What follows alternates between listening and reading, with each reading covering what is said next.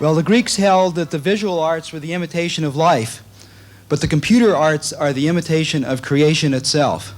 Thank you very much.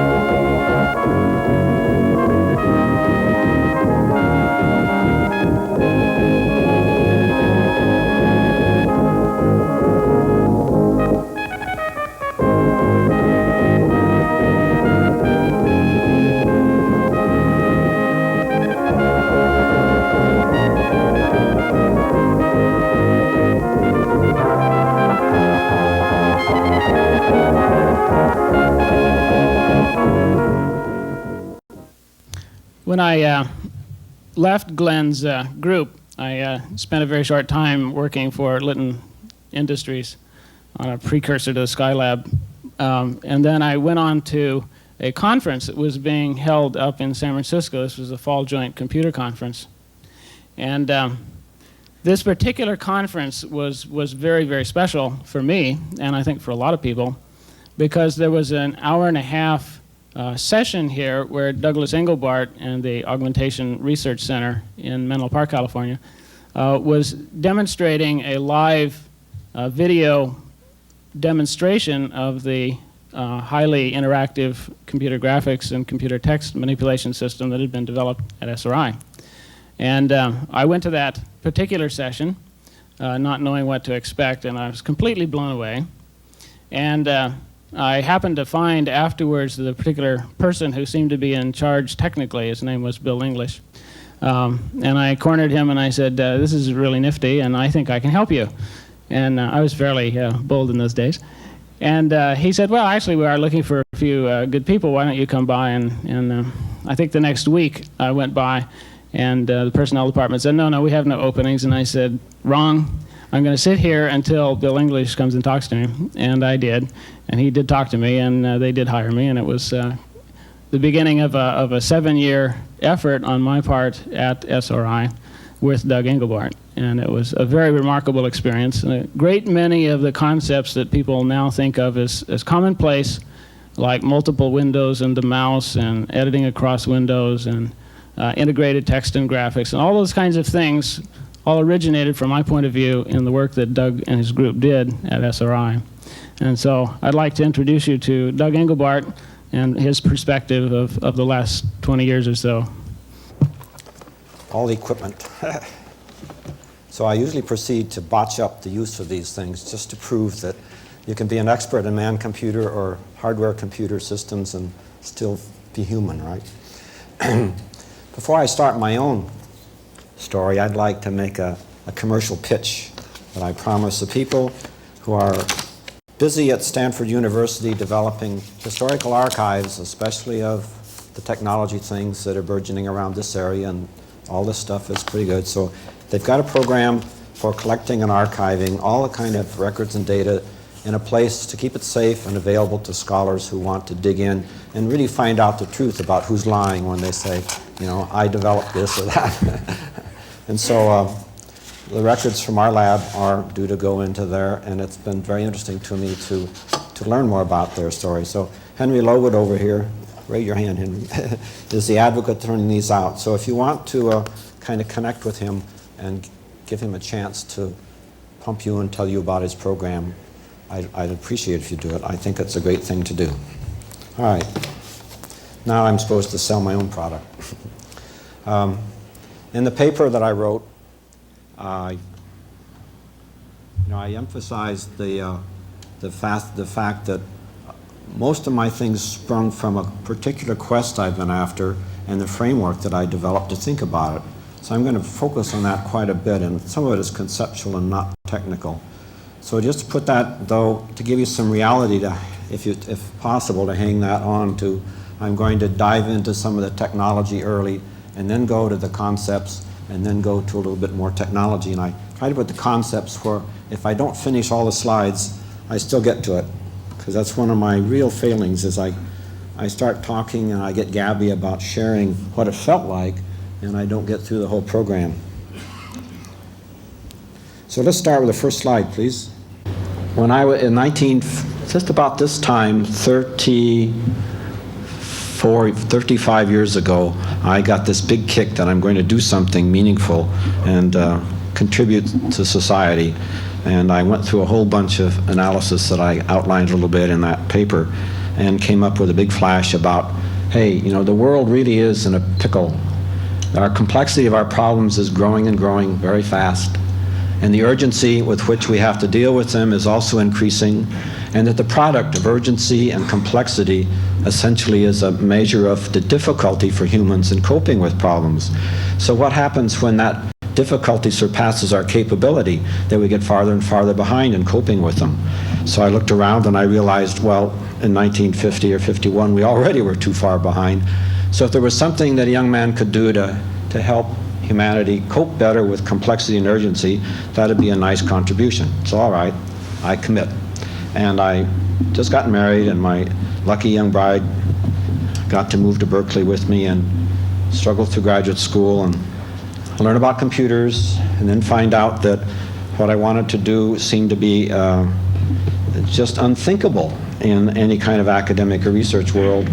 So with a great deal of struggle, I just did some component work for a PhD thesis, and then hunted around and decided that SRI, Stanford Research Institute, would be a place that if I could sell the idea to anybody in the world, they could put the money into there and I could assumedly do it.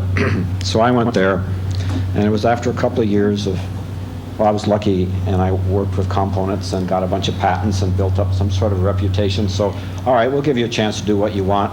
But about 3 or 4 weeks into doing what I wanted, they changed their mind because it sounded so strange and weird. But so it was quite a struggle for the next few years. And I finally got a little bit of support from an Air Force Office of Scientific Research that grub-staked me partially for a few years. And I developed what's called my conceptual framework for doing what I wanted to do. Okay, that launched it. Oops, wrong button. I'm just showing you I'm human. So, all right, from 51 through 57, I was at school and preparing and searching and finding out that the world didn't quite think like I did. I got a chance to build a framework in there, very lonesome work, just me.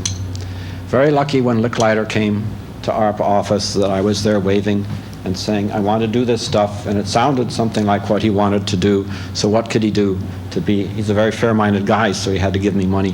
So that started, and we built the laboratory, and by 69, there was a system that had quite a bit of the functionality that I was thinking about with the framework, and there's a lot of strategic thoughts in that framework that I'll get to later. And so we'll show a movie that was really made in 1968 at a presentation to give you an idea of what we'd done by then. And then more later, touring, getting involved in network, and started to sell service to people over the network in 74 to just get real users, very important part of the concepts in here. And then everything crashed, and we got converted to commercial world, and a lot of struggling since then with a lot of education about that other world out there. And a year ago, the company that SRI sold us to, Timeshare, got bought and turned by McDonnell Douglas, and they're inside a heavy industry world with lots of CAD, computer-aided design, big project work. The kinds of things that we've been wanting to do just fit beautifully. So momentum is going to pick up again, and I'll get to that a little bit maybe. So this is just an outline of the kind of support that we got through those years. And I just must say that the kind of luck to stumble on and get the kind of support we did, and get the research money, and get to belong to that community, it was just absolutely, you know, couldn't have done anything without that. So here's the document that I produced in 1962, and that was condensed into a chapter in a book in 1963. And a lot of the framework in here, it's verbal, couched in terms that today aren't very meaningful to any people people generally. There's been almost no dialogue with people about what's in there, and yet to me it still says what has to be done. It outlines a basic sort of strategy that is matured to some extent, but is extremely useful and I think very valuable, and I'll try to get to some of that today. This was about 1964, I guess. This was our second machine and so on.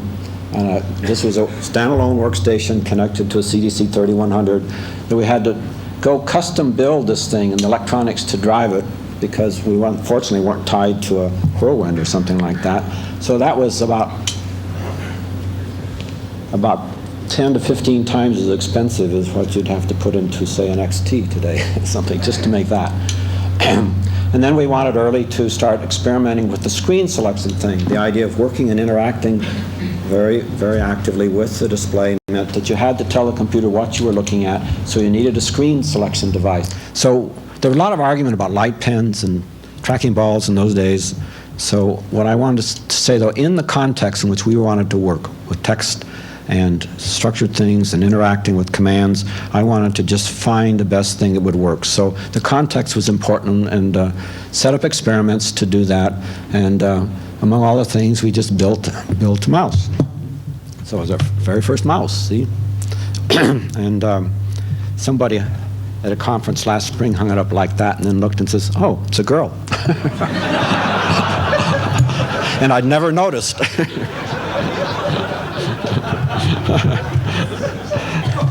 Anyway, so no one's quite sure why it got named a mouse. You know, it looked like it and all of that, and none of us would have believed that the name would have stayed with it on out into the world. But the thing none of us would have believed either is how long it took. So anyway, the experiments that were done to sort of verify that a mouse did work better in our environment. And we also experimented with a way to jiggle your knee up and down and wiggle it sideways to move the cursor so you could keep your hands on the keyboard. And I built something that you could move your head sideways and the cursor would go and your head up and down. So you could just be going like this with your hands on the keyboard. And in each case, some muscles would cramp up. But these are just experimental data to verify to people see. But really, in almost any of these cases, you can get used to things like that. And I'm sure there are a lot of things to explore in the future about what best is going to work for interfacing so that you can tell the computer what objects on the screen you want to direct its attention to. But we have many things to do, so it's kind of like diminishing returns for us to pursue on that. So. And another display system we built by the time we got a time-sharing system, first one we got was an SDS 940. And so this is the hardware here was a lot of little small CRTs, 5-inch CRTs that happened to be the most economical size for a given percentage of resolution on. And then commercial high-quality video cameras mounted with a shroud over them, normally looking at it. And so as that video signal amplified and piped out to the laboratories that provided us our display systems, and quite a racks of them like that, and it took 1.5 people sort of to keep those things running all the time. So the cost in those days of getting display systems to work with was really quite high. And there was a strategic plan, according to that framework for me, that to skip typewriters and go to displays, feeling like there's a great deal to learn about how you can harness that technology, and by the time we really learned how, the prices would be down considerably. So this was our workstations out there with a TV monitor and a little wooden table we made, and a keyboard and a mouse and a key set here. And so Licklider and I disagree on quite a few things. My framework is just different, see. I look there and say, well, we really want a detached keyboard, and we really want to fix it so what you're going to look at is positioned so it's best place to see it, and the controls you're going to do to control what the computer does to that, or where it's best to have those located. And don't get caught in an anachronism of saying, because we got used to paper and pencil and that technology, that we ought to be able to have our controls right on the surface of the thing we're working on.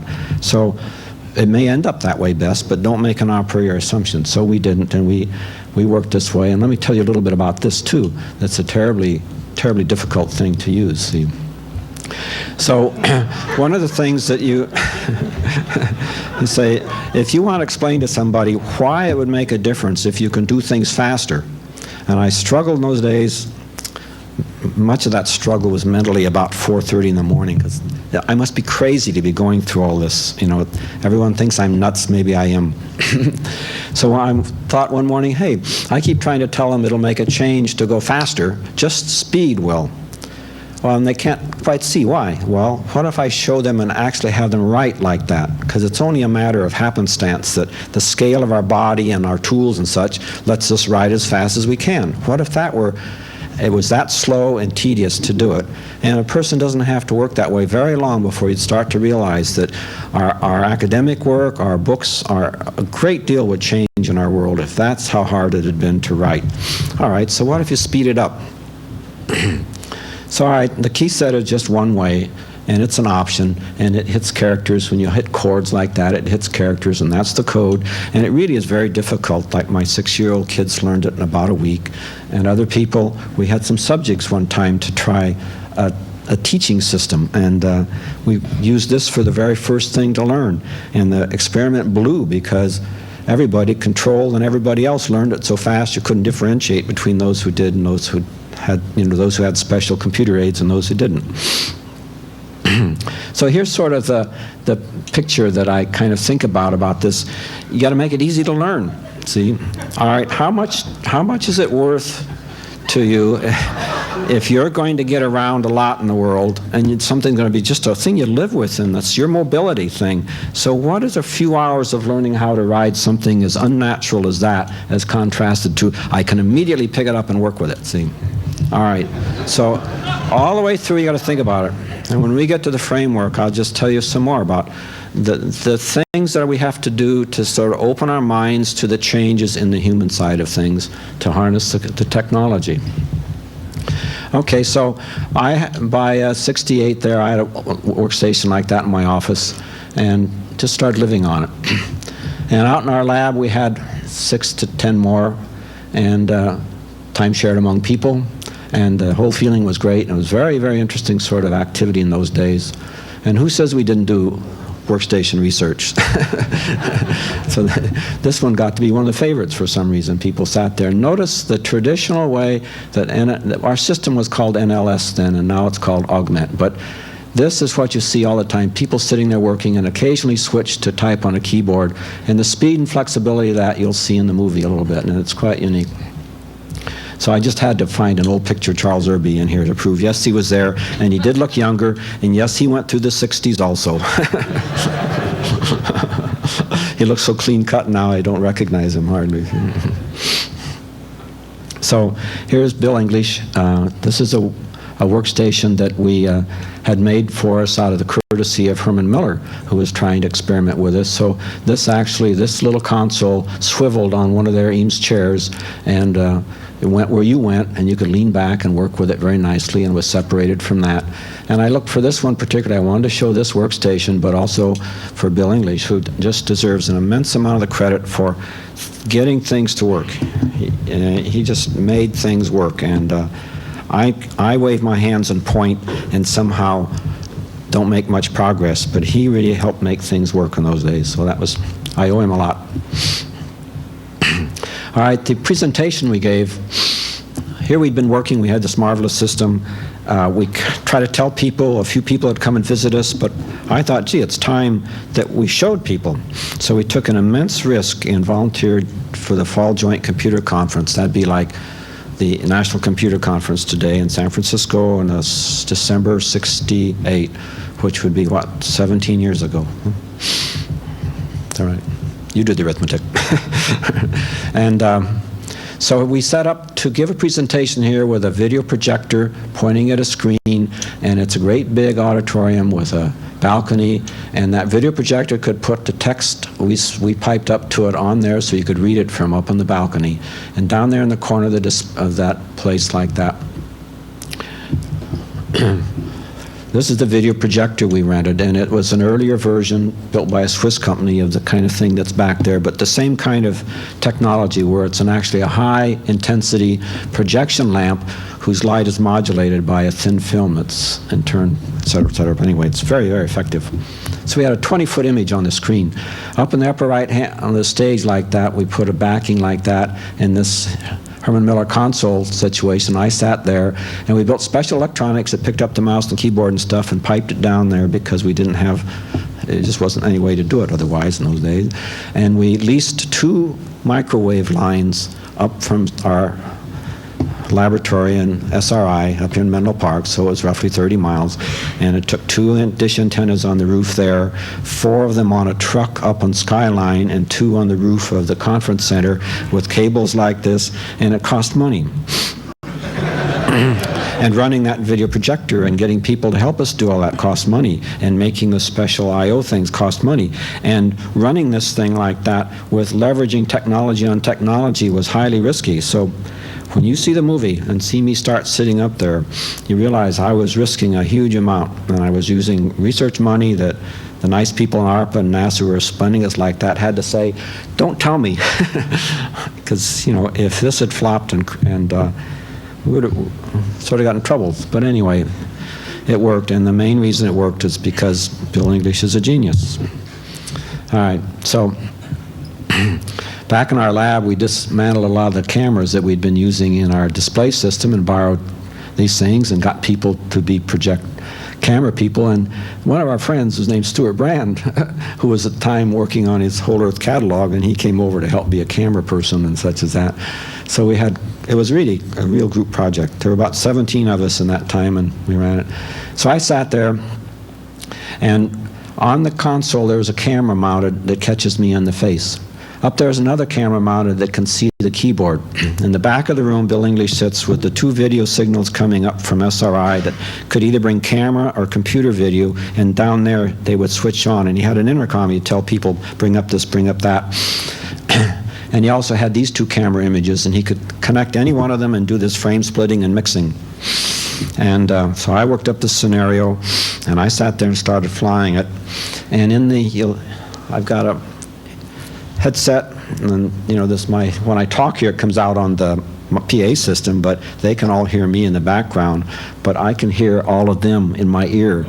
And so I'm running this thing and flying it and going according to that, and every once in a while a look of just, you know, and every once in a while I stumble badly because it's a little disconcerting, and someone says, oh, it looks real, it doesn't work, we'll never make it, you know, and switch around like that. So you have to think about that when you watch this movie. And another thing is that, and it was hard enough to remember what I was going to do and then to say, because I couldn't have a script to read, and thought of that. But another thing is that the system we used, we didn't use anything special. We're just using NLS as the way it worked at that time, and yet it had mixed text and graphics, so we could use those to display and represent things. So part of it was we'd have the agenda there, and we could run different things and diagrams, and part of it we could do things as examples. So it was a mix of things of here's the script and stuff to tell you about, and then here's the way it runs. And we could also bring other people in and out on the thing like that, and it would be as if we could have run it today here, something like that. And at that time we firmly imagined that by this time that's the way conferences would be run. So that's the way my face would appear. I'm the guy on the right, in case those few years matter like that. So, and then we could do this kind of splitting, where this is a camera here, camera coming up from SRI, and that happens to be the agenda list, and a little marker there to say I'm between those 2 items right now. And I make a temporary list here. We did structured idea processors or what you have like that. I was just doing through a list of stuff my wife wanted me to bring from the shopping, and getting it structured and organized flexibly, etc. And then we bring in, we wanted to show how the mouse works. So this is a picture of Don Andrews' hand down from our laboratory, moving the mouse around, and the cursor would follow it exactly like that to show how that, and he'd turn it over and show how the wheels work. And then when I was running it too, I could do this by showing how the 2 work in combination, and there's the screen on which the things are happening. Then we brought up Jeff Rulison, who was going to tell us about software work, and at the same time his face could come in and out behind the things he's using, the source code and the such, moving around and showing how he could work on that. Very, very, very explicitly structured software, etc., which was the first. And he showed graphical diagrams which are through there like that. And he could also bring up in the background, while he's working and talking and diving around here, you just see his hands working on this thing with no great sweat. Well, I had to go through this hour-and-a-half thing and just pull out like 15 minutes. So it's got several seconds in between gaps like that, and we're just going to run it. And I'll apologize later. Towards the end, what we did was also show that we could cut a hole out there and see Bill Paxton's face from down there, and then go back and forth with his screen and such, and we could trade who was controlling all of this. And I think I'm going to have to just let him come on and see that that works, and then cut him off at the end of this thing. So, all right, we're ready to take the movie. I hope you'll go along with this rather unusual setting, and the fact that I remain seated when I get introduced, and the fact that I'm going to come to you mostly through this medium here for the rest of the show. And I should tell you that I'm backed up by quite a staff of people between here and Menlo Park, where Stanford Research is located, some 30 miles south of here. And if every one of us does our job well, it'll all go very interesting, I think. The research program that I'm going to describe to you is quickly characterizable by saying, if in your office you as an intellectual worker were supplied with a computer display backed up by a computer that was alive for you all day and was instantly responsive, instantly responsive to every action you had, how much value could you derive from that? Well, this basically characterizes what we've been pursuing for many years in what we call the Augmented Human Intellect Research Center at Stanford Research Institute. So look what else we can do in here. I've got this file that's structured. If I want to see what's in there, I can walk down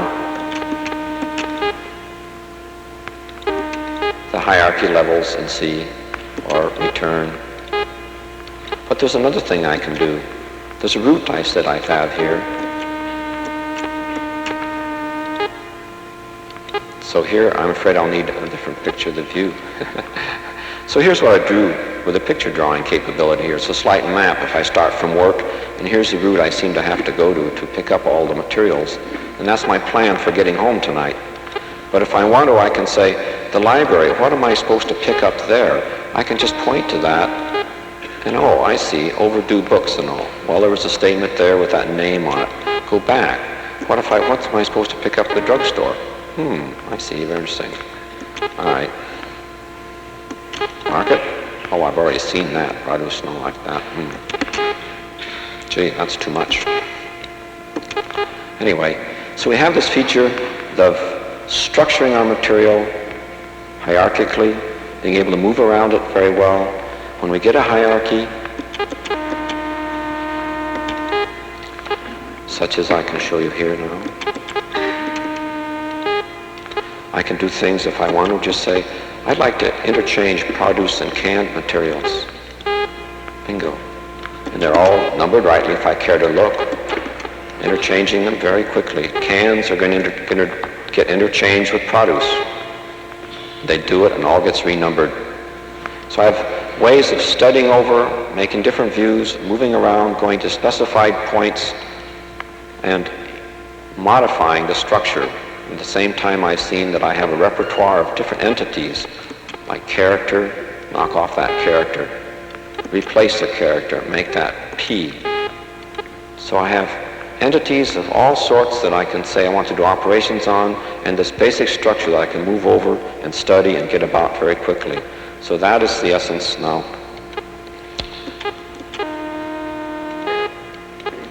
That's the essence of the tool we have. There are a lot of details that I've left out for you. And now I'd like to stop a minute and just make sure you understand we're shifting from illustrative material to the real working stuff, in case you wouldn't recognize it otherwise. We've used this tool to do our daily work, and it's Our system has been built, this time-sharing system, for about 6 months now. It's been working. And in that time, we've gone from getting 1 console to getting about 6 working now, with 6 more due the rest of spring. This is our 4th computer in which we've had this kind of a system, so we've learned a lot about the user features we want and how to be fairly skillful. But this next step about learning how, when you're faced with having this in your office all day, as I now do, in a very exciting sense, how do you put that to work for yourself? How do you organize your files? What kind of things do you do? So to get going on this, let's switch away from the tool we have here and talk about some of the general features of the program, some of the ways it's built, and get back a little later to the nature of our usage of it. So that program involves about 17 people together with the special laboratory facilities we have. It's sponsored by government agencies exclusively, ARPA, NASA, and RIDC now, and in the past, AFOSR and ESD, and these were the people that first grub-staked us many years ago. All right, and it's been a goal-oriented pursuit for many years, and I think we can just go off and get a quick little picture I sketched to show this is the staffing over the years from 1950 on, and it's had slightly bumpy history. During these years, there was only one of us. I go back to where I was and say, let's continue on in this file. That link took me out to a different file, to a statement for that view, and I jump back to this file where I was, and now within this file I make a link to another to say, the HIRC is pursuing these goals. Basic goal, improve the effectiveness with which individuals and organizations work at intellectual tasks. What does their effectiveness involve then? Better solutions, faster solutions, solutions to more complex problems with better use of human capabilities. Really thinking about that. But a corollary goal is, besides improving the effectiveness, to develop a system-oriented discipline for designing the means by which greater effectiveness is achieved. That's very important to us. The approach for this should result in the system-oriented discipline. Let me just show you how I constructed this file. You notice underneath there with that and that, there was just a link hidden here that went back to this view with a slightly different view parameters.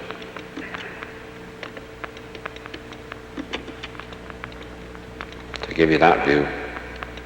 All right, there's another one hidden there that says the general approach for us, empirical.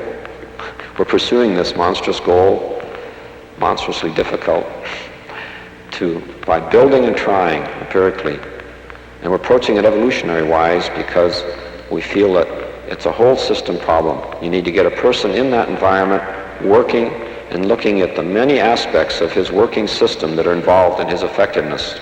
That's many more things than just these computer-aided tools. In a large system like that, we need to do it evolutionary-wise because we can't be analytic enough about it at any one point to decide what best our next thing should be. We can only decide from here, as well as we can analyze it, where we can invest our next resources to get the most return at an increase of the effectiveness of the system we have. And this item down here is the term bootstrapping applied in a slightly new sense. We're applying that to our approach, where we're saying we need a research subject group to give them these tools, put them to work with them, study them, and improve them. We'll do that by making ourselves be the subject group and studying ourselves and making the tools so that they improve our ability to develop and study these kinds of systems and to produce, in the end, this kind of system discipline. So it's a struggle doing it that way, but it's beginning to pay off. And I've given you an overall picture about the program, and that's out of the way, and I can just move my marker down and say, let's save that version. So this tool, in pursuing those goals, one of our principal tools is this computer aid system. Let's talk about it as a system. There's a link sequence to jump in there too, where we talk about NLS, meaning online system, a very general term. It's going to be NLS for many, many years, an online system that will evolve. Right now we consider it to be primarily an instrument and a vehicle for helping humans to operate within the domain of complex information structures. Well,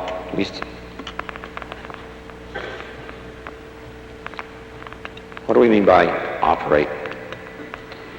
Well, compose, study, modify is the place we started now. We know there are many other analytic things you could do, but we want to get around, study, and modify.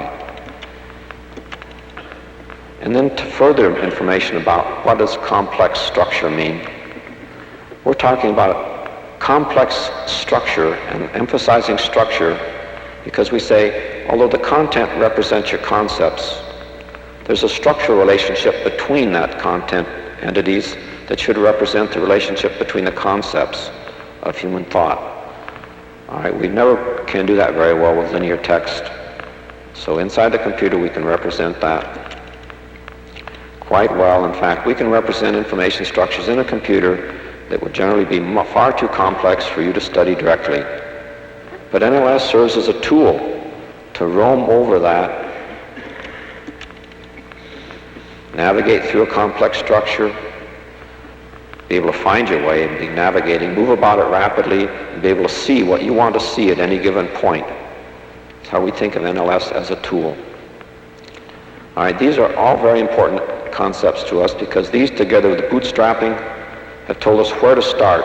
We start by building an instrument that we can sit at and work during our day to organize the kind of working information we need as a task force developing systems. We need to write our specifications, our plans, our programs, our users' guides, our documentation, our reports, and even our proposals. This device over here is unique to us, and we always have to justify and explain it. We'll do it in reverse order. We'll explain it first. It provides for you the one-hand equivalent of what you can do with a keyboard. There are 5 keys, and normally each finger sits on a key, and depressing any one key at a time produces a character. And any 2 keys at a time also. And in fact, any combination of depressing, of which there are 31 combinations, it'll offer you a character. If I hit W, it'll say delete word. The arrow moves back and forth to give me feedback. My tracking spot changes. That gives me feedback. Now it tells me, since it's an arrow that is armed, I can do something. We get a lot of feedback.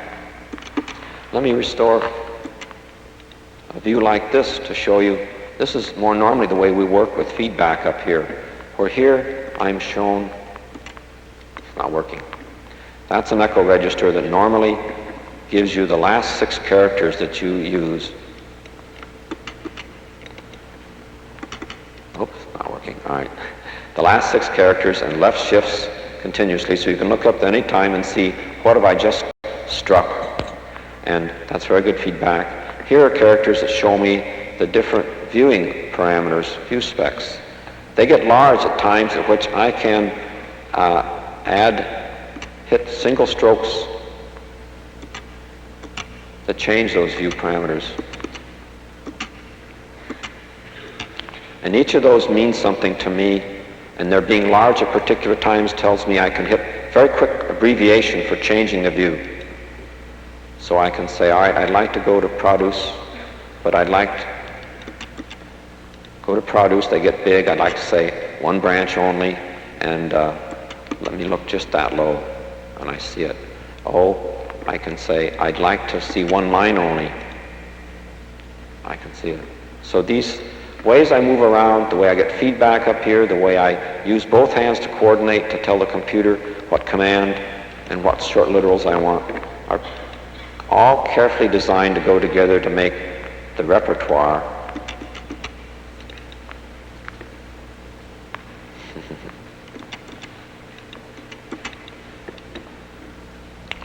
We've talked about the devices and now the nature of the dialogue, with the kind of feedback we get from the computer for each of the discrete character strokes and actions that the user goes through when he's executing a command.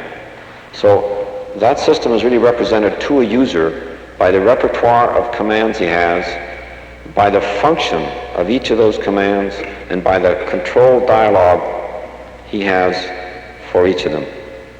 So they all together go in and making a design, and to do it well, you have to be very careful about the nature of the functions in that repertoire and the natures of the way they're controlled.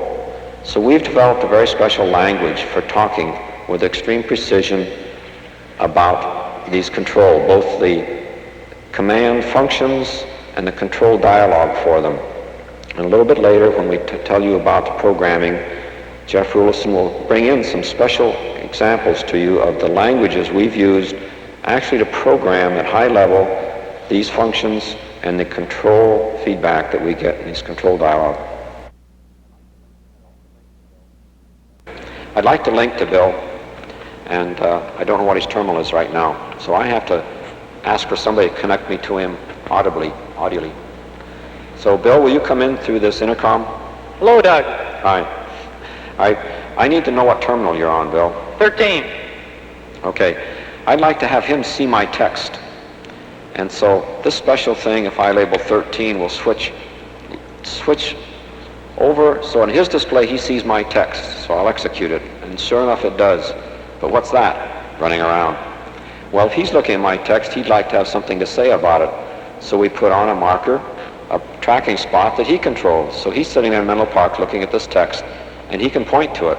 But we've carefully reserved for me the right to control and operate on this, so my bug is more powerful than yours. But we can have an argument. Yeah. That's what they call a bug fight. So, all right. So in case you haven't been listening, Bill, we've been going through lots of examples and setting up in collaboration here so that we can go on into information retrieval. And we've set up now audio coupling, and then we're both looking at the same display, and that'd be very handy to work. We can talk to each other and point, and maybe later I can hand you the chalk on this blackboard, like saying, here, you control it. But let's stay this mode now and add another feature that hardware-wise is available through the kind of display we have. I'd like to see you while I'm working on it. So before I can do that, I'd have to set up my display in a certain way. Set it up so I see it over like that. That leaves a corner up there, and I say, now computer, do the automatic switching that'll bring in a camera picture from the camera mounted on his console, such as the camera mounted on mine is. Hi, Bill. That's great. Now we're connected audio. You can see my work, you can point at it, and I can see your face, and we can talk. So let's do some collaborating. You're silent. Oh. What do you want me to say? Yeah. There's nobody here but a large audience, Bill. All right. All right. So let's go talk about information retrieval. And there are a lot of things I've been showing them and jumping around and finding your way relating to the portrayal I gave about NLS as an instrument on complex data structures. It shows them how we can get around and find things. I showed them the content analyzers to help locate things locally. You had a file kind of classifying retrieval stuff. Why don't we switch to it? By the use of a hierarchy here, I mean working down through the hierarchical structure of the file, making use of the categorization that's built into the file. This we've seen several times. Let's, just as another example to really make this clear, we've talked about the desire to get hard copy of a file, wanting to get something printed out. There's quite a large system that takes care of giving making a file for hard copy. You're able to specify how you want the hard copy to look by giving various directives. One of the things you might want would be Roman numeral page numbers. So let's go off to a directive file and see what the directive is to get Roman numeral page numbers. I'm into the file now. Here's the first level of the hierarchy. Let's open up page formatting. We want page numbering, so we'll open that up. We find, yes, here it is, Roman numerals. We find out the directive. Yep, your bug's right on it already, Doug. Here's the directive we want. So we've worked down quite a way into a hierarchy, as you can see. This is quite a nice way to be able to very quickly find what you're after. Okay, that's the end. Not a very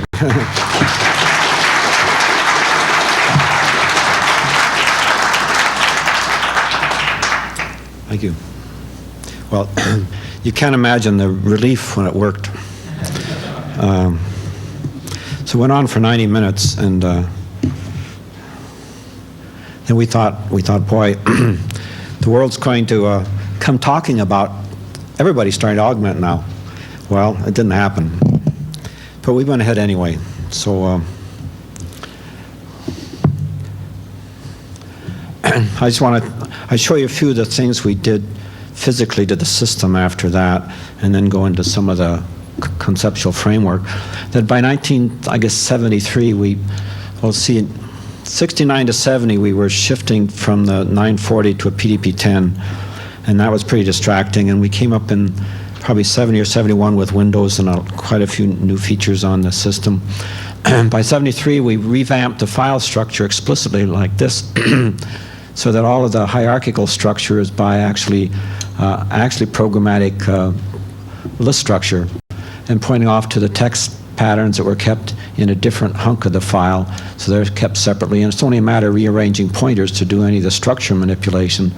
And then a capability that, along with any of these nodes and the text you thought of them, which we call statements, that you could have a whole property structure of arbitrary form underneath with different kind of identifiers on them to say, you know, this is graphic, or this is a image scan, or this is a digitized voice, or this is just raw binary data.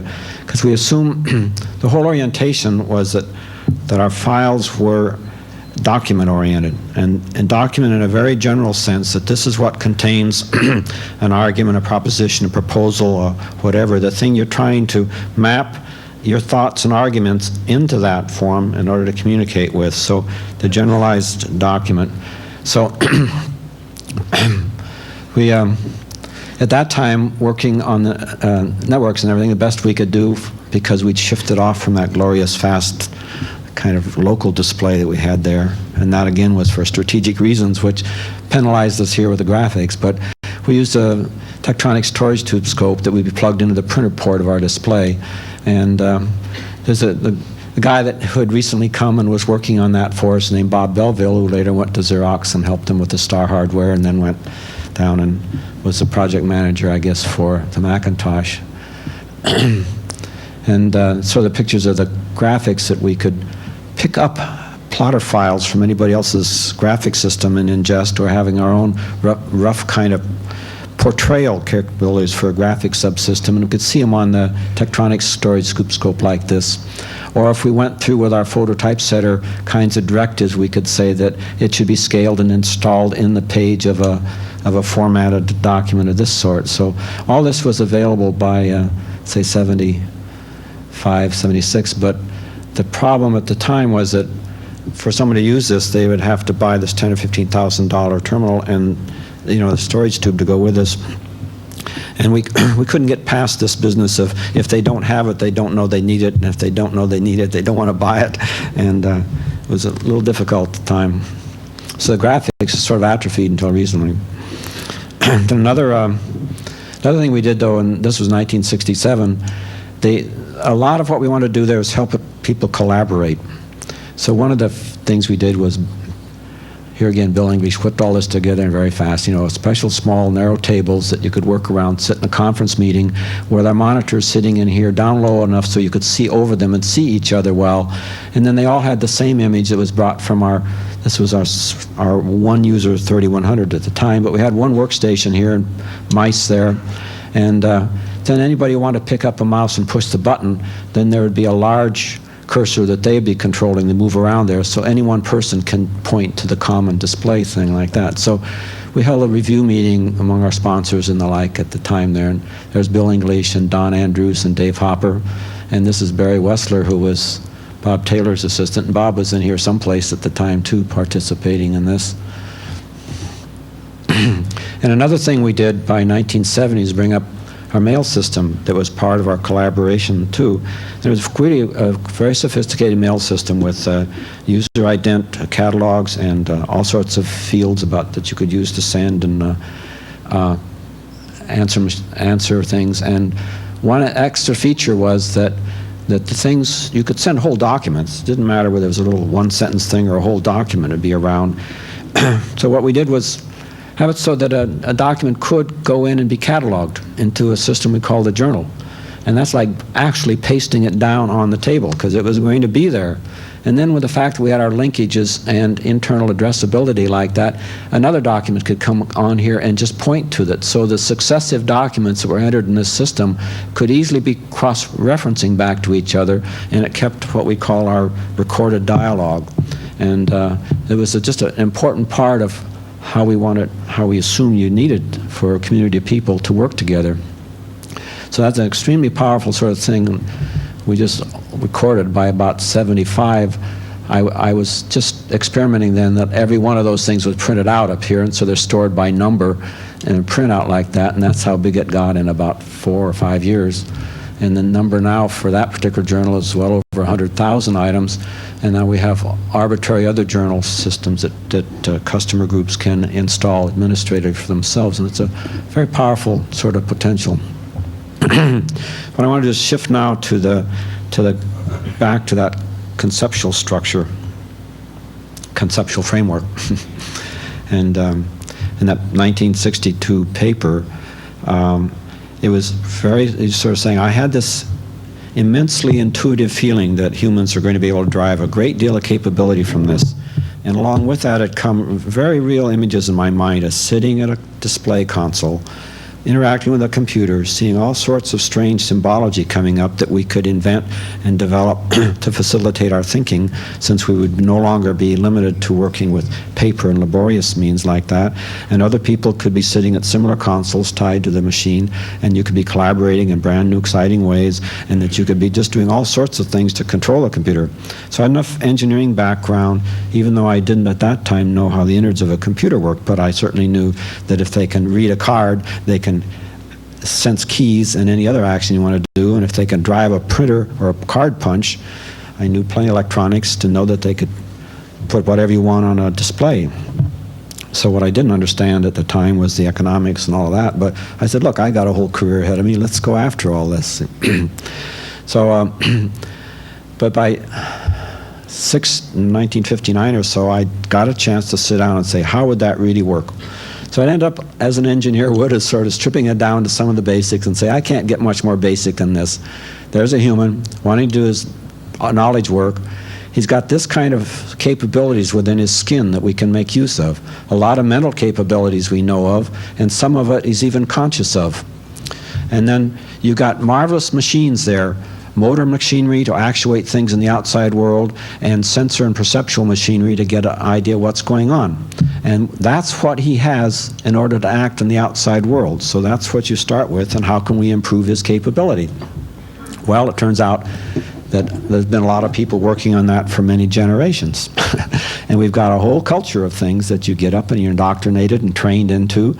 And you got lots of concepts and indoctrination down here, so conscious things and unconscious things, lots of skills motor-wise and perceptual-wise that we're not even aware of. Like, just how long do you think it took to learn to brush your teeth? Takes quite a while. That's a skill. Okay, those things mostly are developed in order so they can interact with this layer of other things that our culture provides us. Okay, there are a lot of things in there that are brought to you, tools and all sorts of stuff that let you live within a social structure and be effective at your interacting. And there's a whole subset of those that help you be effective at your working with knowledge work, etc. too. So take all those things together and call them an augmentation system. That's what augments humans. And for good practical purposes, let's make two parts of that. One side's got all the technology in it, and the other side has all the other stuff. So I call them tool system and human system. All right, training, knowledge and skills that you got to install. Language, an extremely important invention. It just transcends as an invention anything yet we've come up with here. The methods and all that we use to knit together all the little steps that we can take ourselves during the day are extremely important. Our customs for working, our procedures, the way our organizations are done. They're all done so that humans can do something.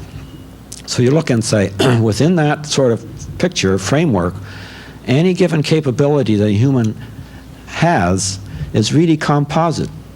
It's made up of making use of a lot of these things, and a lot of these things with the kind of skills and here in training and conditioning and the all the customs and the things you just accept and all the mental skills and the language that you've learned in here. So that's the kind of thing you say, we've got to work on boosting people's capability. So along comes a lot of new technology here, and that's great. But the technology side alone isn't what's going to really make all the difference. So let's just go on a little bit more with the kind of picture. These were all in words in 1962, so this is a since then kind of way to graphically talk about it. So look, our real capabilities are sort of essentially hierarchical. You know, we learn a lot of lower order capabilities like writing and typing and reading, etc., like that. And then you got higher capabilities you build on top of those, and on up until you really, that's you as an individual, a bag of capabilities. Or that's an organization and the capabilities it has at many levels. So if we bring in something in here, you know, a longer lasting pen, it's going to make a little bit of an effect. But you bring in the kind of technology that even in 60, it was just clear to me the kind of things are going to happen. Incidentally, because I'd had this strange obsession, and I realized by the late 50s that it sounded very weird. It doesn't take much cleverness to realize that in the face of the kind of reaction I was getting. But so I got the chance before I could work on this to do some semi-theoretical work about what was the potential for digital componentry as far as the scaling and its size and speed went. And I really learned a lot and opened up that and did dimensional analysis of it and began to realize that we scale things down, and the limit of how small and how fast the things can get is very, very small and very, very fast. And that don't worry, with the kind of pressure that was apparently going to be there economically and all for driving digital stuff, it was going to have these kind of curves like they've been talking about. So great. And it's going to take a long time to learn how to make all these changes over in this side of the world. So start gearing up and experimentally get the best things you can moving here and start learning about the changes in here, because that's going to be the really long time constant to make the change. So let's go. So that was the framework in 62 when I was starting to say, hey, I want to do things. And one of the things to look at in here and realize that most of what you hear about today and all of that is heavily, heavily emphasized in here. There's a strong intuitive feeling that that's going to make a difference. And you can even see in today's ways of doing things, yes, they can come in and make immediate changes. So this side of this two-part system has really been driving it. So what just this morning, someone, I got this great thing. These are semi-augment people. You know, semiconductor people. So anyway, that's only part of the story. And what you have to do is the co-evolution between these things. And so how do you make an environment that gets the co-evolution? Well, that's where all the bootstrapping in the laboratory I said I wanted to do, et cetera, was going to be like. So come over here and start becoming more conscious of the candidates for change in this side. And so that's why I said, look, you know, well, I can show you more examples like that. But anyway, that's the thing constantly. So whenever you hear somebody say, it's got to be easy to learn and natural to use, put up a little flag and go question it. Because what's natural, see, is the natural way to guide a vehicle is with reins. Well, that lasted a long time. No, what's natural is some way of balance that you can grow up in a culture and learn. And if you look at how much it took to learn to drive automobiles and own and operate them like that, it'd just make ridiculous the things people talk now, what they expect your computer systems learning to cost you. See, if it's going to be the kind of working companion that it's bound to be, that the learning part of it is relatively trivial, and I know it's what sells now because the market isn't very mature for people to buy things that look like they're going to be hard to learn. But I'm talking about the long-term trends and the responsibility of the people that are in there doing the research and downstream planning. I think they really have to start looking for what kind of high performance can you get from these things, and what are the candidates in here to change so that you can harness more effectively what you can do over there. And that will bring up lots of things in here that might not have been even thought of before, because now you're looking for ways to do it differently. So the mouse and the key set, trying to do something new, the structured files and documents and things like that. We're starting things in here to get them going. And I didn't realize how strange they'd seem and how long it would take for people to start considering them at the time.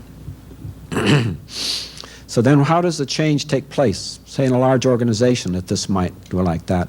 You realize that there are lots of different parties taking place in a change. See, an idea for a change here has to ask for it up here. That's needing something that changes down here. That makes a change here. That provides something new here. And it's a reverberation up and down. So when you've got a fairly large organization or a large system of things, and you've got specialists working all over the place that are responsible for the changes in certain things, you've got to do some extraordinary sort of communicating. And the kind of evolution our society has been providing us with over the centuries before that, those changes took place so slowly that we weren't really aware of the evolutionary process. People moved and finally heard about something and trying it. But with the catapulting rate of change here and the pressures to become more effective, the changes in this whole thing within our organizations are just going to, exceed the rate that we know how to do it in. So many structures in here, that changing rate's going to exceed the elastic limit and things are going to break unless people start getting conscious and understanding about the evolution. So I said, Jesus, what better place could you start putting to work the new tools and things you can get here than in the processes that are going to facilitate the evolution you have to go through? And that was a strong push towards the documents, towards collaboration among groups, etc. Sorry, one way you could look at, say, how could you use the computer to help you work with your documents would be this, a very straightforward way. See, person sitting there running this thing, computer storage, I could display it to myself to make it look like a page, or I could put the pages out there. What you see is what you get. Great. See, and it's a totally flat image about thinking what's going to change. So it didn't even enter my mind to do that. Problem, I guess. Here's what I thought instead. Hey, look, I says, you want an open-ended command vocabulary, because once you get hooked up to running this environment like this, the computer tools you got here like that, boy, you're going to have more and more and more functionality. Since you got a very powerful beast that can do things, let's really look for fast control so I don't have to do things sequentially in my hand and concurrently and such like that. Let's make it so that I'm storing both content and structure in here and I can manipulate it. Bring text and graphics in there because they're both important. I want every object in my file to have a name and an address. I can address at least, and I can arbitrarily label or name it if I wish to, because I want to do remote jumping and manipulation on that. And I want to be moving around in that very fast, so my position in a file, I want it to be able to be exact, so I can go there very quickly with all sorts of ways the computer can help me navigate and get to different places. And when I get to a place, I want to generate a view that at the time is the best thing to serve my purpose. So, Windows cutting up like that, just looking at things with levels, how many clips, you saw a few examples there. And so I said, it's that kind of basic thing. And so finally what I'm displaying to myself is what I asked for the control here to go through that structure with the sort of conceptual orientation, the addressing, the labeling, and the structure that I've done myself to represent what I'm thinking about, and I can get there. And so when I'm moving around too in somebody else's stuff, that I can study and analyze it much more effectively. So then I put on a display that I can train myself maybe better and better, because the display may not look as you expected it to look when you're looking straight down on paper, and indeed it doesn't. And I want it also so that I can share that display with others, so that I can collaborate. See? And shared files over here are another part. So that's the image, and that's why the NLS that was in that show was built like that, for some of the reasons. Okay, architecturally, if you're going to have a whole bunch of tools, way back early we say, look, you're building an application program on top of an operating system in a computer working for the terminal. You've got these two facets of it, the interface thing and the actual thing that does the substantive work, two different parts. Let's think about them and pull them apart. I don't want the smart-ass programmer here who knows all about how to run this to think that he's the one then that should tell the world how to interface with that. So there's a little bit of argument. There were lots of that kind of programmers around, you see. It's a little bit of argument, and we say you have to wear a different hat here. So by 1968, we actually had our evolving the programming language different for this from this, to specialize for what this had to do. Then you come up with a thing of saying, why for each different application package in there should you have a different front end? No, that's sort of a universal thing. So this is where our heads were by the end of the 60s, like that. So this is actually the picture that was in the fall joint, the proceedings at that time like that, showing that all the subroutines that did our work went with our special language we had to develop on the 940 to program and compile the functionality. But forgive the control processes, that was specified in a control meta language that had a control meta language translator that said that what to do. How did we make that? Well, we had a tree meta translator that let us do our compiling. So we described a new compiler in here and compiled it there. We had our tree meta compiler, our control meta language compiler. And so we followed this soon, and all this has evolved very much to very flexible kinds of things. Incidentally, in those days, I talked about control language and control meta language rather than the command, because I just felt you're doing a lot of things that normally people don't think of as commands, but the pressure is pulled around, so now we call it command language, etc. So then, it was really fortunate for us to be involved in the network. That was really great. And the idea then of a community, and one of the papers I wrote was saying, hey, that turns it in. It's a lot of functionality that you're going to have, and you can share data, etc. But what it really can also provide is a knowledge marketplace that's wide open for people sitting at the terminals all over the place like that. They'll just be brand new, and that's the way the concept goes. So topologically, this is what we assume for years you're going to have. And we wanted to go ahead and say, let's don't argue about how much functionality is any of these places. These are workstations, and who cares whether they're smart or not, as long as they do what they want to. Where could the functionality might be out here or out here? What is the performance and the economics and all of that? So let's look at topology. So the topology we wanted to do is say a user interface system that's between the guy's hardware interface stuff and all the smarts. And I don't care how much of this is in his workstation, but I'm never going to say it all has to be in his workstation. And having a bus here that's essentially out through all the networks is extremely important. And a big important part of what you want to provide him is a set of functions that he thinks of as his private workplace. He does all this editing, mail, document, calculate, and everything like that. But also he can reach through this to get at all these other functions. So, great. We have an architecture like that with a virtual terminal controller, so everybody out here talks about a virtual terminal that translates. Their hardware here can evolve very much. Terminal characteristics can change like that. A command language translator that flipped in a new grammar gives them a new language. User profile, so the recognition mode and everything else can be variable by the user.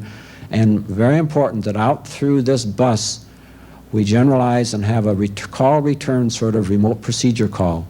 So in the mid-70s, we were developing this, and that's the way it runs now, a remote procedure call protocol, so that out through that network it works. And this thing can reach out with that remote procedure call to one kind of applications, a translator to drive things that can only run by terminals or go through transparently. Profiles of functionality different users want to get from all those packages out there will depend upon the user. So great. And his concept and command language, great. So this lets the evolution of the user side go on maximally. Basic human unit like this, how are we going to evolve that? The reverberation of the evolution is a very important concept in there. So you say, that's only done by what you'd call communities through there. And this is a big important concept that started in the mid-70s. We need a community that's going to interact. We need to build support systems for it. We need a conscious evolutionary activity here to build that for the community. The concepts were, look, start doing the things for that community that facilitate its doing it, that facilitate improving it, the bootstrap. See? Okay, that's what we kind of hope to do with the ARPA network people. We would really support that as a committee. So when they announced the ARPANET, I was sitting there, oh boy, it was the spring of 1967. Bob Taylor and Larry in a ARPA sponsors, or principal investigators meeting told us we were going to get connected, and they were right. People didn't like the idea. I was so thrilled. Finally, I said, I heard the interactions go, and I says, hey, I'll build a network information center. And what I wanted to do was build a community support center that would really go after this thing like that. And if there's a sub-community among there that in itself was interested in augmenting, boy, look at the kind of leverage you get like that. So I've talked about a bootstrap community in my notes for 15 years now or more like that, and that's really what can go. And there are activities that are there that we shaped a lot of the work in NLS to be able to facilitate. Unfortunately, the ARPANET grew so fast, as Larry said, that the Network Information Center had to trim down what it could do functionality till it was a pretty, it couldn't do all that. And this is the kind of a picture about what communities can do with, you know, what you could do to support a community by integrating a lot of its dialogue and get intelligence system there, handbooks that kind of evolve to integrate what they want to do, facilitation staff. And here, there's a lot embedded in this that what Augment is built, or NLS Augment is built to be able to do with the sort of external document control, the community's intelligence collection that they all contribute to and participate in, indexes to that, and an equivalent of a handbook being built in there. And so this is the kind of a picture. I'm going to terminate with this. Actually, now that I've been, since about 1976, we really had no chance to go with this. It didn't fit in the pattern of the research at ARPA, what SRI wanted to do. When we got out in the commercial world, we found that wasn't what people wanted to do. The Augment thing stayed alive in sort of a funny, dumb way of taking this bulldozer in and helping people in their backyards do work. McDonnell Douglas bought Timeshare, and inside of that organization, it's a very different thing, very heavy knowledge work organizations. And for a year, I've been going out through all those people involved in CAD systems, a big project, and finding out that these concepts are what they're ready for now. So we're starting this year to build special interest communities out through there. The first one's the AI community, ADA community. These are all these distributed people. We're going to be able to give these services and start bootstrapping. That's exciting. So that's my historical.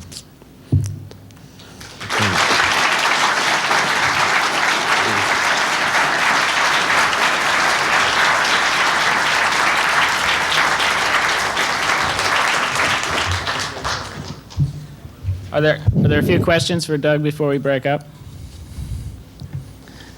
In the front. Hank Straub, AT&T Bell Laboratories. Wondering, I'd like to hear your feelings on why it took so long for the mouse to be adopted into personal workstation technology and why that hasn't happened yet with the core key set. Let's see. To be pedantic, do you want my feelings or an explanation? No, that's all right. I don't know. There's a, you know, it's part of a larger story that I think fits in with culture. That if you look at the whole map I drew there and said all this human system side, all the opportunities to change there, and how the technology side has just grown way out of proportion, in my view, just stupendously so. And fifth generation and all the hoopla about that is just all the more push in there. So they've got to be balanced. Well, there's a reason that in our culture we grew up and absorbed all of the human system side that we use without even questioning or thinking of it. They didn't come to us as inventions.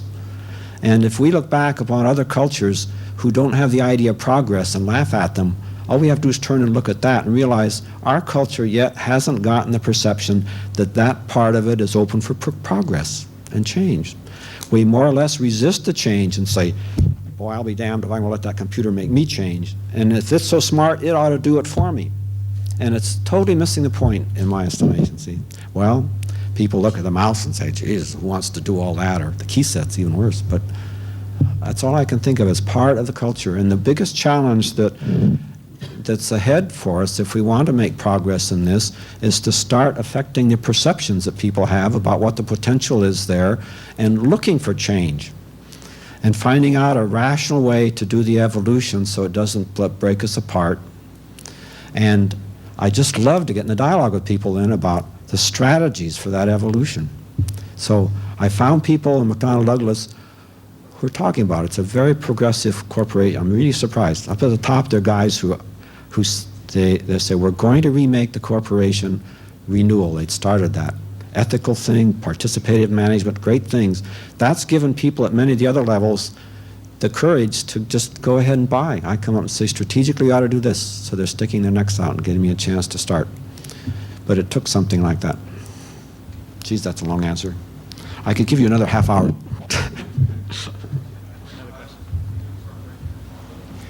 Doug, I'd like to ask you, have you considered combining the mouse and the and the key set into a single device, a handwriting recognition system? Thank you. Yeah, I thought I'd have a mouse and a key set in each hand. Sure. There's a lot of potential there. And people say, hey, what about this number of buttons on a key set or mouse? And I says, well, why'd you pick 3? Well, that's all we could get in at the time. So yes, I go for more. And there's a lot to learn. I've pictured that, I even did a lot of thinking one time about the ways that you could get transducers to pick up almost any kind of a signal that your motor system or afferent nervous system could produce, and translate that into actions you want, and it's a whole new control language you could learn. And just wondering about the bandwidth and the effect of that, I could just picture really going through space. It's wide open. My suggestion was to not to increase the number of transducers, but to decrease them to a single one, to a handwriting recognition, so that you don't have extra buttons. You only use one hand to do it. Well, that's a pretty slow way to enter characters for at least English, and so try it. But I think that if you've got such a marvelous machine there, you don't want to keep driving it with reins. And that's what I think the handwriting recognition, and I feel similarly about speech recognition, that it's very nice in a lot of ways, but you couldn't control a system like we're doing it there. Just that's the way we work. You couldn't do that with speech commands. You couldn't go fast enough unless you got some very sophisticated signals that you had to learn how to do. See? Is that an advantage? Any other questions? I have 2. One's on the tool system side and one's on the human system side. Let's take the human system side first. Given the work that you've done in this area, what insights do you have about the changes that are going to be required in the human system, given the changes in technology and in the tool side that we are experiencing today? It's hey, what happened to my mouse? Oh. It's just very important to have a wife. Well, I've got a lot of general ideas, and I can tell you some of those. And the main need is to find the evolutionary process that starts exploring that. Many people and many things to try. Examples are that our organizations can get much flatter. The kind of communication can be so much greater that if I could just go like this and be in voice contact with you, same screens, diving around the information we're familiar with. You can be any place in the country. It can change considerably kind of roles, that we can have lots of specialty roles that can flip in and out of your work to help you from any place in the country, that there isn't any way it would have been practical with the kind of time constant it would take before for you to get together and go look at your stuff and get back and separate. And administrative and managerial structures can be different. And things like the matrix organizations, which have a lot of appeal in project-oriented environments but are difficult to administer, have a whole new breath of life coming to them because of the kind of coordination and communication. And working groups that can be separated geographically, who cares? I mean, we do it a lot of ways now, but no one's been really focusing on the pursuit of the ways to collaborate.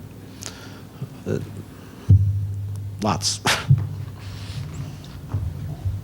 On the tool side, a lot of the technology that was developed at SRI and later has readily transferred into other commercial products.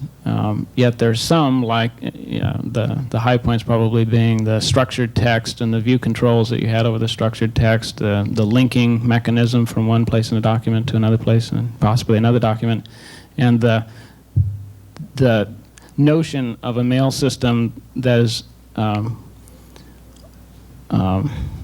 supported by a database, a never-changing database of all of the mail that has been sent and that's automatically indexed. Those things haven't readily transferred into other products. Why is that? I was hoping the historians would answer that. As, I don't know. It's puzzled me, and I used to take it personally, and every once in a while I have flashes of that. But I really, all I can say is that it just didn't fit cultural perceptions. And, when the computers first started becoming really available to the personal computers or time sharing early like that, it's enough for people to sort of make the adjustment to start interacting with it. And if the marketplace isn't ready for something like that, it's who's going to invest money in trying to get it out there? Well, who has to decide to invest the money? It's guys who've been in the business for a while, and they have to depend upon consultants they're experienced and familiar with, which aren't very often the ones that are in the vanguard front like that. So that whole process of who gets it out there and decides they're going to invest the money in it and risks it or goes out and tries to train the customers. And also, once you get a system built that you figure is your best bet to hit them, then you've got to put a lot of money into PR that tells everybody that's the best. See? And so you're doing yourself in down the street if later on you come back and say, well, now this is the best. So anyway, a big part of the user organizations have to get in gear and start saying, quit coddling us. We're ready to change. We're looking for what to do better. Don't give us this polite language for what I really think about easy to learn that's good for me, see. I got a thing about all that. One more question. Yeah, I noticed in reading one of your early reports, my name is Larry Press, by the way, that you get paid a lot of respect, I guess, and comment a lot on Vannevar Bush's suggestions. And I just wondered if you could comment on how important you feel he was to his thinking and also his work to the development of all this interactive computing. I don't know about other people in that respect. For me, it was part of a singular thing because I was a little Navy boy, electronic technician in World War II out in the Philippines, and getting moved from one place to another, and they stick you on an island to wait to assign you to somebody else. And somebody said there was a library there, and it was a Red Cross library, up on stilts in a native hut. Really neat. Nobody there. Go in. I was poking around. I found this article in Life magazine about his mimics, and it just thrilled the hell out of me. That that people were thinking about something like that. So I didn't really act on that, but I'm sure later as I got into this that it started to affect me. And then later when we were starting, the parts of the way NLS is built, there's a thing called a sequence generator that you can flip in your own user choices of a sequence that goes and picks you this thing. That and the links were all a lot coming from his idea of trail generation through his documents and that. So it was a very explicit connection in that respect. I wish I could have met him, but by the time I got onto that, he was already in a nursing home and wasn't available. History is moving faster nowadays, incidentally, so you can find some of us old fossils that are still alive. Thank you, Doug, very much.